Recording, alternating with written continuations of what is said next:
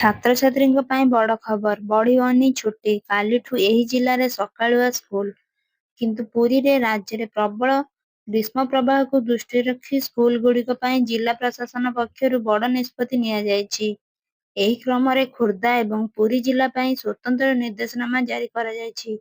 ଖୋର୍ଦ୍ଧା ଜିଲ୍ଲାରେ କାଲିଠୁ ସକାଳୁଆ ସ୍କୁଲ। ଖୋର୍ଦ୍ଧା ଜିଲ୍ଲାରେ ଆସନ୍ତାକାଲି ଜୁନ୍ 19 ଠାରୁ ସ୍କୁଲଗୁଡ଼ିକୁ ସକାଳୁଆ ଚାଲିବ। ଜୁନ୍ 19 ତାରିଖରୁ ଜୁନ୍ 25 ତାରିଖ ପର୍ଯ୍ୟନ୍ତ ସ୍କୁଲ ସମୟରେ ଏହି ପରିବର୍ତ୍ତନ କରାଯାଇଛି। ସକାଳ 6:30 ରୁ ଦିନ 10:30 ପର୍ଯ୍ୟନ୍ତ ସ୍କୁଲ ଚାଲିବା ପାଇଁ ନିର୍ଦ୍ଦେଶ ଦିଆଯାଇଛି।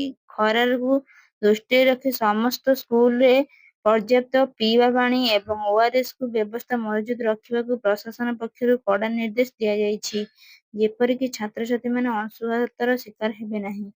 ପୁରୀରେ ବଢ଼ିଲା ସ୍କୁଲ ଛୁଟି। ସେପଟେ ପୁରୀ ଜିଲ୍ଲାରେ ପ୍ରବଳ ଖରା ଏବଂ ଗୁଳୁଗୁଳି ଯୋଗୁଁ ସ୍କୁଲ ଛୁଟି ଅବଧିକୁ ବୃଦ୍ଧି କରାଯାଇଛି। ଶିଶୁ ବାଟିକା ଆରମ୍ଭ କରି ଦ୍ୱାଦଶ ଶ୍ରେଣୀ ପର୍ଯ୍ୟନ୍ତ ସମସ୍ତ ସ୍କୁଲ ପାଇଁ ଏହି ଛୁଟି ବଳବତ୍ତର ରହିବ। ପ୍ରଶାସନର ସୂଚନା ଅନୁଯାୟୀ ଆସନ୍ତା 22 ତାରିଖରେ ସ୍କୁଲ ଖୋଲିବା ନେଇ ପରବର୍ତ୍ତୀ ନିଷ୍ପତ୍ତି ନିଆଯାଇଛି।